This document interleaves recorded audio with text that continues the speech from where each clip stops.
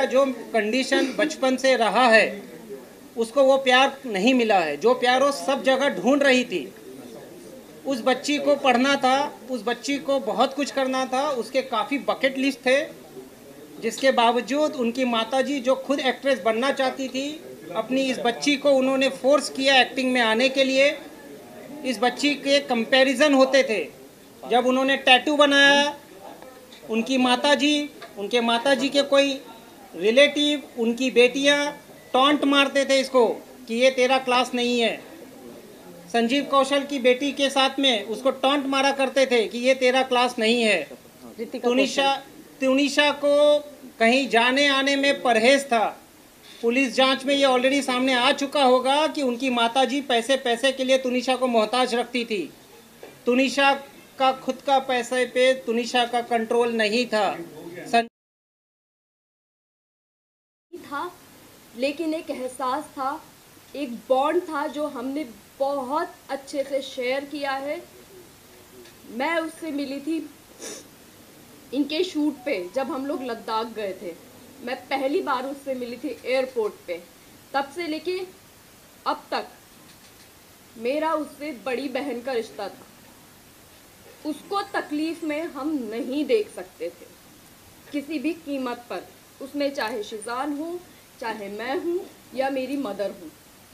हिजाब, दरगाह, ये कहीं से कहीं तक उठता ही नहीं सवाल, क्योंकि हम जो भी अपना रिलीजन मानते हैं वो हमारी पर्सनल चीज़ है, हमारी पर्सनल स्पेस में होता है।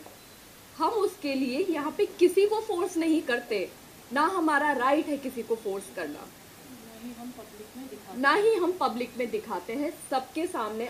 आप लोग हमें सालों से जानते हैं, हमारी पूरी लाइफ आप लोगों के सामने खुली किताब की तरह है। अब बात आती है कि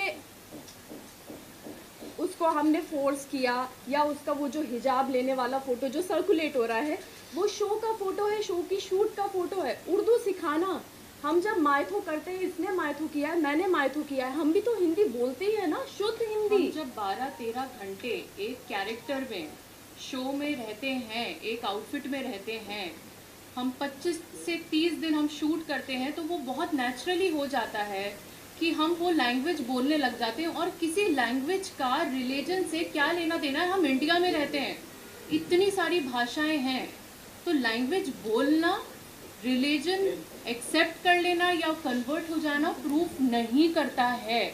firstly this is a very wrong assumption.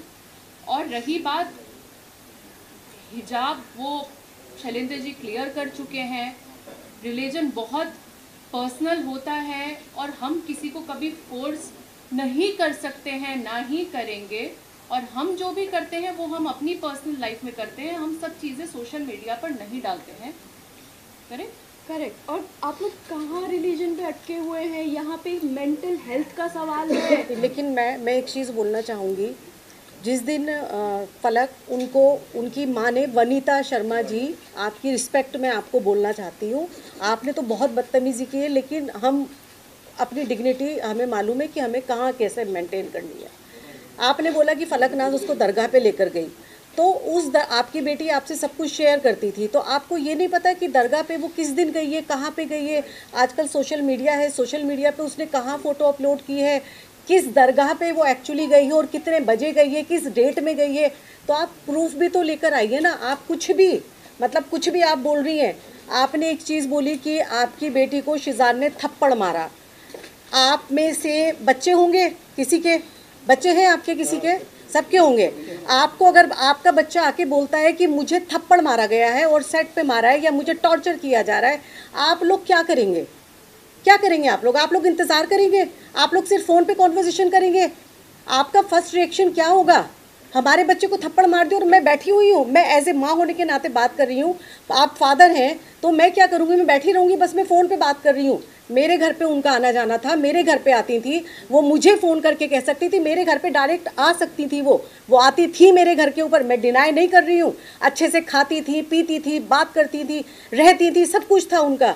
तो जब ये इंसिडेंट हुआ, उन्होंने इंतज़ार क्यों किया? वो मेरे घर पे क्यों नहीं आई? उन्होंने शिजान को थप्पड़ क्यों नहीं मारा? उन्होंने मुझसे क्यों नहीं कहा? वो इंतज़ार कर रही थी कि तुनिशा कुछ ऐसा स्टेप उठाए। लेकिन 23 तारीख को तुनिशा ने पार्थ जुच्छी के रूम में, जहाँ पे आयुष श्रीवास्तव बैठा हुआ था, शीजान भी बैठा हुआ था, अपने सीन का रिहर्सल या कुछ कर रहा था, तुनिशा रूम में आई, पार्थ से कहा कि पार्थ भैया मुझे आपको कुछ दिखाना है, गुस्सा नहीं करिएगा। पार्थ ने कहा नहीं बेटा मैं गुस्सा क्यों करूँगा, क्या दिखाना है बता।